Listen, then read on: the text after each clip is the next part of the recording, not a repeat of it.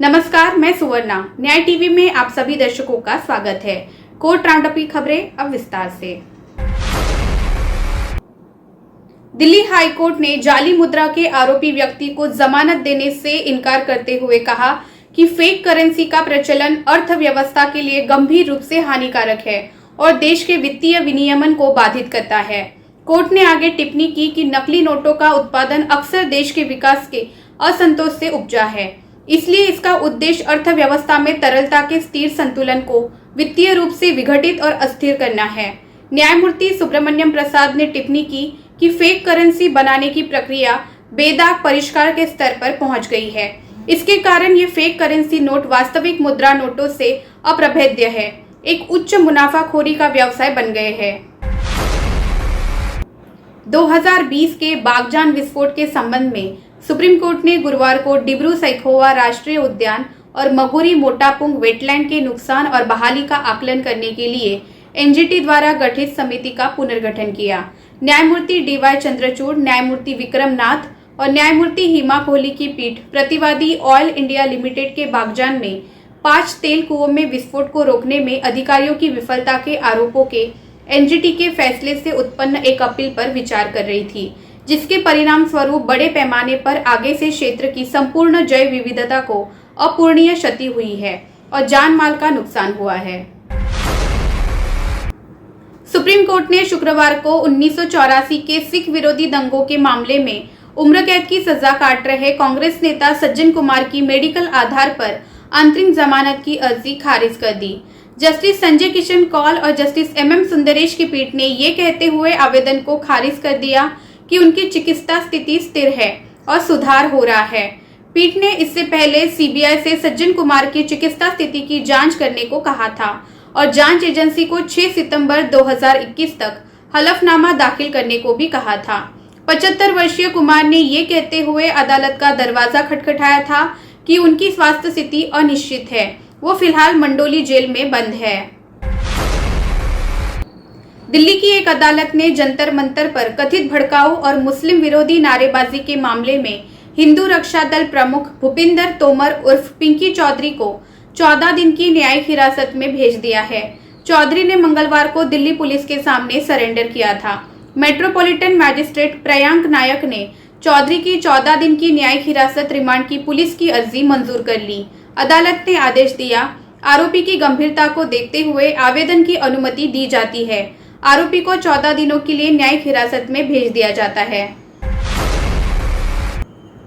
Madras high court ने केंद्र सरकार और आरबीआई के मुद्रित नोटों में केवल महात्मा गांधी की तस्वीर छापने के फैसले में कोई गलती नहीं पाते हुए हाल ही में नेताजी सुभाष चंद्र बोस की तस्वीर को करेंसी नोटों पर छापने को केंद्र की अस्वीकृति को चुनौती देने वाली याचिका को खारिज कर दिया। हाईकोर्ट ने याचिका को खारिज करते हुए कहा कि मुद्रित नोटों पर केवल महात्मा की तस्वीर छापने और किसी अन्य व्यक्ति की तस्वीर न छापने में कोई गलती नहीं है। इलाहाबाद उच्च न्यायालय ने पिछले सप्ताह एक नाबालिग से रेप के आरोपी एक बाबा को जमानत देने से इनकार कर दिया। अदालत ने नोट किया कि बाबा पीड़िता के पिता को जानता था और उसके घर अक्सर आता जाता रहता था।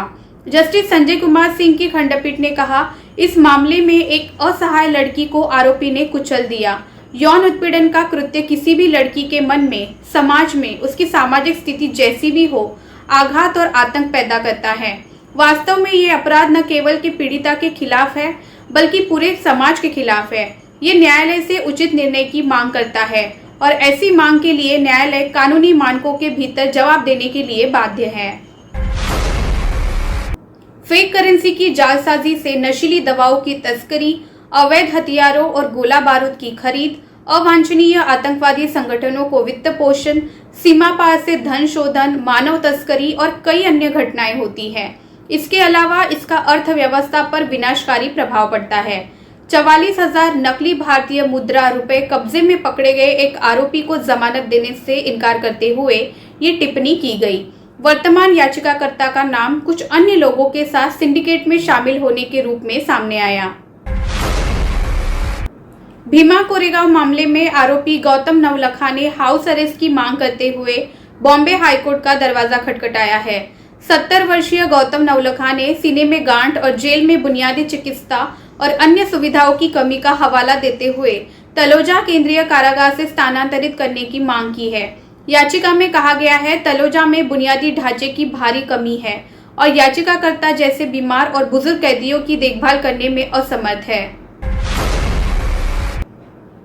पंजाब और हरियाणा उच्च न्यायालय ने ये देखते हुए कि सुप्रीम कोर्ट ने निर्देशों का खुला उल्लंघन किया है, मंगलवार को पंजाब और हरियाणा की राज्य सरकारों और चंडीगढ़ केंद्र शासित प्रदेश, इनके पुलिस अधिकारियों और SLSA को परिजनों से खतरे का सामना कर रहे दंपतियों को दी जा रही सुरक्षा के मद्देनजर ऑनर किलिंग मामलों से निपटने के लिए कई निर्देश जारी किए।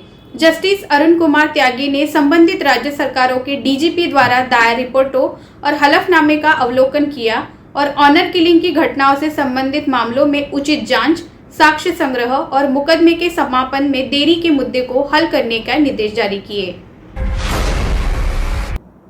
देश में बीते 24 घंटे में कोरोना के 45,624 नए मरीजों की पहचान हुई, 34,665 ठीक हुए और 355 की मौत हो गई। इस तरह एक्टिव केस यानी इलाज करा रहे मरीजों की संख्या में 10,597 की बढ़ोतरी दर्ज की गई। ये लगातार दूसरा दिन था जब एक्टिव केस में 10,000 से ज्यादा की बढ़ोतरी दर्ज की गई। इससे पहले बुधवार को 10,365 एक्टिव केस बढ़े थे। देश में अब 3.93 लाख मरीजों का इलाज चल रहा है। ये आंकड़ा आज 4 लाख के पार हो सकता है। मध्य प्रदेश के जबलपुर में आर्थिक अपराध अन्वेषण ब्यूरो EOW ने सहारा प्रमुख सुब्रत रॉय समेत 7 लोगों के खिलाफ 3 FIR दर्ज किए हैं। कंपनी प्रमुख और अन्य पर आरोप है कि उन्होंने शहर के 38 निवेशकों से लगभग 38 लाख रुपए हड़प लिए हैं। EOW के SP देवेंद्र सिंह राजपूत ने बताया, जबलपुर के गोरखपुर और रांझी इलाके और कटनी जिले के कुल 38 निवेशकों ने शिकायत की थी। उनकी जमा की गई रकम का मैच्योरिटी टाइम समाप्त होने के बावजूद कंपनी पैसे वापस नहीं दे रही है। जब भी वे सहारा इंडिया की शाखाओं में जाते हैं तो वहां कोई भी अधिकारी सही जवाब नहीं देता है। इस केस को EOW ने जांच में लिया था। भोपाल से FIR की मंजूरी मिलने के बाद जबलपुर शाखा को विवेचना सौंपी गई है। दूसरे निवेशकों की शिकायत को भी इस मामले में शामिल करके जांच में लिया जाएगा। इन शिकायतों पर दर्ज हुई FIR। सहारा इंडिया कंपनी की गोरखपुर शाखा में कुल 12 निवेशकों ने 19.68 लाख रुपए जमा किए थे। परिपक्वता अवधि समाप्त होने के बाद भी उन्हें पैसे नहीं दिए जा रहे हैं। मामले में EOW ने स्थानीय शाखा प्रबंधन, एजेंट आदि सहित सहारा प्रमुख सुब्रत रॉय को धोखाधड़ी व अमानत में खयानत सहित विभिन्न धाराओं में आरोपी बनाया है। सहारा इंडिया की शाखा रांझी में कुल 16 निवेशकों ने 16.42 लाख रुपए जमा किए थे। इन निवेशकों को भी अब बैंक की ओर से पैसे नहीं दिए जा रहे हैं। यहाँ भी सुब्रत रॉय सहित 7 लोगों को नामजद आरोपी बनाया गया है।